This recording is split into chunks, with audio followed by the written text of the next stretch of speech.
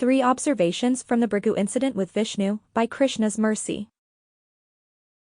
Quote, the example is given that small lamps may become agitated by a little breeze, but the greatest lamp or the greatest illuminating source, the sun, is never moved, even by the greatest hurricane. One's greatness has to be estimated by one's ability to tolerate provoking situations. Shrila Prabhupada, Krishna, the Supreme Personality of Godhead, Volume 2, Chapter 34.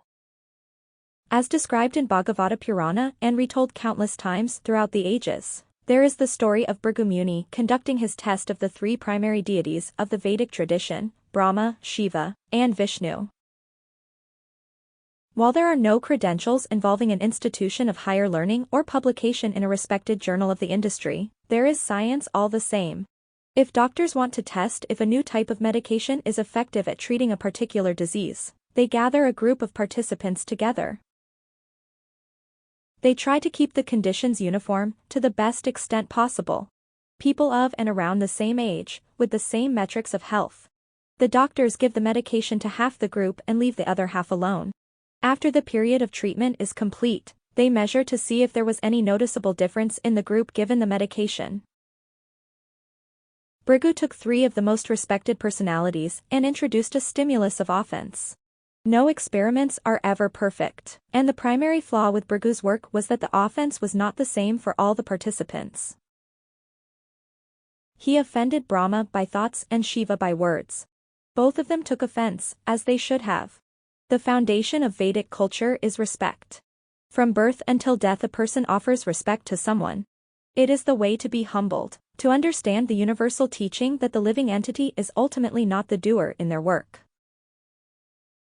प्रकृतेः क्रियमाणानि गुणैः कर्माणि सर्वशः अहंकारविमूढात्मा कर्ताहम् इति मन्यते.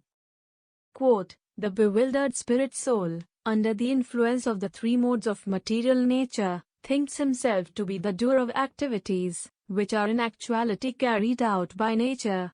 Lord Krishna, Bhagavad-gita, 3.27. The last participant in the test was Vishnu, and he happened to receive the grossest offense. Bhrigu kicked the husband of Lakshmi in the chest. This was a surprise attack. It was the worst kind of insult that could be respectable enough to assess later on, for the purpose of the experiment. The reaction on the other side was so stunning that a person can spend many lifetimes studying the incident. The results from the experiment were not simply a declaration of superiority or a ranking system within the objects of worship. 1. Devotees are not afraid of the Supreme Lord. In the modern day, whenever there is gross negligence in terms of societal responsibility or the flaunting of values and etiquette, it is not uncommon to hear the following commentary. These people must not be afraid of God. They have not heard how he is vengeful, spiteful, and observing everything. I am God-fearing and proud of it. I would never tempt fate in that way. These people are in for a world of hurt in the afterlife. In Vishnu's relationship with the devotees, there is no fear. The closest equivalent is the transcendental mellow known as Shanta Ras. This is devotion through awe and respect. A person essentially keeps their distance. They observe the greatness of the Supreme Personality of Godhead. Bhrigu's test shows that there is a higher standard to reach. That respected Brahmana intentionally failed to show respect. He must not have been afraid of the potential consequences. He must have had an inkling of Vishnu's nature towards those who worship him. 2. The Brahmanas are dear to Vishnu. A genuine Brahmana is so dear to Vishnu that they can come so close as to kick Vishnu in the chest, without fear of repercussion.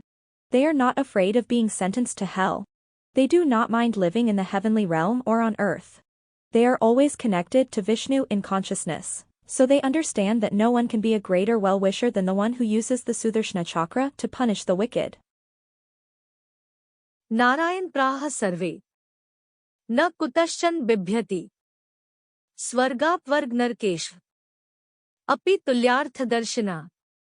Quote, devotees solely engaged in the devotional service of the Supreme Personality of Godhead, Narayana, never fear any condition of life. For them the heavenly planets, liberation and the hellish planets are all the same, for such devotees are interested only in the service of the Lord. Srimad Bhagavatam 6:17-28. 3. Vishnu is able to tolerate the greatest provocation. This was the clear observation from the immediate aftermath. Vishnu was not angry. He was not upset. He did not show any signs of agitation. It is difficult for others to not be offended. We become proud over our accomplishments. If the entire world were to honor us on a daily basis, a single instance of lack of respect would likely cause agitation. Moreover, the many viral videos on the internet showed the damaging effects of being offended so easily. People get into physical altercations over accidental mistakes. One person utters a single negative word and pandemonium ensues. This is not the best way to behave, and for Vishnu there is no provocation that can make him break from his kind disposition towards those who love him. He is willing to do anything for them. He is concerned for their welfare, such as with Bhrigu's foot. In closing, because so easily agitated, by single word instigated, immediately into fighting set, after reflection to regret, when kicked to the chest daring, Vishnu for Bhrigu caring, that possible injury to him came, as most tolerant to proclaim.